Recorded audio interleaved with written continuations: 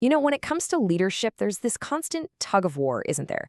The one between being busy and being effective. So often we mix them up, thinking they're the same thing. But what if the real secret to making a bigger impact isn't about piling on more tasks, but about strategically doing less? So let's dive into this idea through the story of a leader named Sangeeta. So just picture Sangeeta for a second. It's late, she's at her desk, the laptop's glowing, her phone's still buzzing away, and her mind is just fried. I mean, from the outside looking in, she was the absolute picture of success. Her calendar booked solid from sunup to sundown. But here's the thing. Underneath that jam-packed schedule, something just felt empty. The fullness of her calendar didn't lead to a fullness of purpose. She was incredibly busy, sure, but she wasn't fulfilled. And that's a feeling a lot of us can probably relate to, right? This right here is what you'd call the burnout trap. It's that relentless cycle where you feel like you're just running on a hamster wheel, working harder and faster, but never really getting anywhere that feels truly important. Sangeeta, well, she was saying yes to pretty much everything. Every client request that came in, every call, every shiny new collaboration, and every little crisis that landed on her desk. Basically, her day was running her. She wasn't running her day.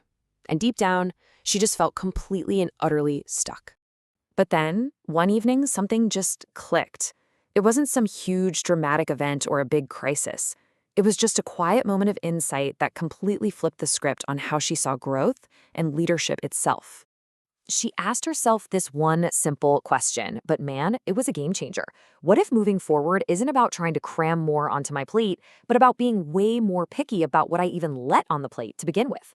That question, right there, was the spark for everything that came next. So that night, she grabs her notebook and writes down this one sentence.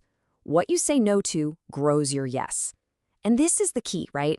Every no isn't just about turning something down. It's a strategic move to protect and pour energy into your most important commitments, your biggest yeses. Okay, so her new philosophy gets put to the test, like right away. An invitation lands in her inbox to speak on a panel, and look, on paper, it seemed like a no-brainer. Great visibility, a chance to network. But when she really thought about it, it had absolutely nothing to do with the deep, meaningful work she was trying to build. And you can just imagine the tug of war happening in her head, right? That old pattern, that little voice of fear is screaming, say yes, you gotta stay visible. But this new awareness, this new part of her, asks a much better question. Does this actually serve the vision? In that moment, she chose strategy over habit, and she politely said no. So this one no wasn't just a one-off thing. It was actually the start of a whole new system for making decisions. And from that experience, she built out a framework she called REVIALEX. Let's break down what that actually is. So what does this actually look like in practice? Well, it all started with resilience, just finding the grit to sit without initial feeling of guilt after saying no. From there, it was about vision. Really getting crystal clear on her long-term mission. That naturally led to a totally new approach to time management, where the goal wasn't to schedule every minute, but to protect empty space on her calendar just to think. Of course, that meant acceptance, coming to terms with the fact that not everyone was going to love her new boundaries. But that was okay, because her focus was now on her legacy, on the impact that would last, not just the urgent thing of the day. And all of that led to the final piece, true expansion, where she only said yes to things that were a perfect fit for her vision. And look, this wasn't just some nice idea she had. The results were real. They created this incredible ripple effect that didn't just change her work, it changed her entire team and her business. Look at this. This is the core mental shift right here. She went from this fear-based mindset that if I say no, I'll become irrelevant, to a place of real power, realizing that saying yes to the wrong things is what was actually draining her influence. And this is where it gets really interesting. She had this huge realization. Clarity literally attracts opportunity. By clearing out all the clutter and the noise, she wasn't actually closing doors. No. She was basically putting up a giant glowing sign for the right kind of opportunities to find her. And you know what? It wasn't just about her. The whole team could feel this shift.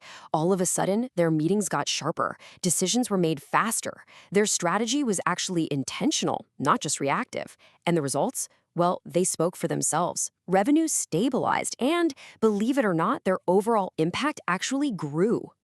Okay, so Sangeeta's story is incredible, right? It's a powerful blueprint. But let's bring this back to you. The real question is, how can this idea of strategic refinement, of saying no, help unlock your next level? Think about it like this. Every time you consciously, deliberately say no to the endless stream of distractions pulling at your focus, what you're really doing is saying a huge yes to your own direction. You're grabbing the steering wheel of your own life instead of letting distractions drive you. And let's take it a step further. When you say no to the emotional chaos that comes from trying to please everyone and being overcommitted, you're saying yes to real, actual strategy. You're giving yourself the quiet space you need to think deeply and plan your next move. So at the end of the day, this is what it all boils down to. For Sangeeta and for you, no isn't a bad word. It's not about rejection. It's about refinement. It's actually one of the most powerful forms of leadership there is, the leadership of your own focus, your own energy, and your own vision. So I'm going to leave you with the same challenge Sangeeta gave her team. Take a second and really think about it. What are you tolerating in your life or your work right now that is quietly, slowly stealing your future?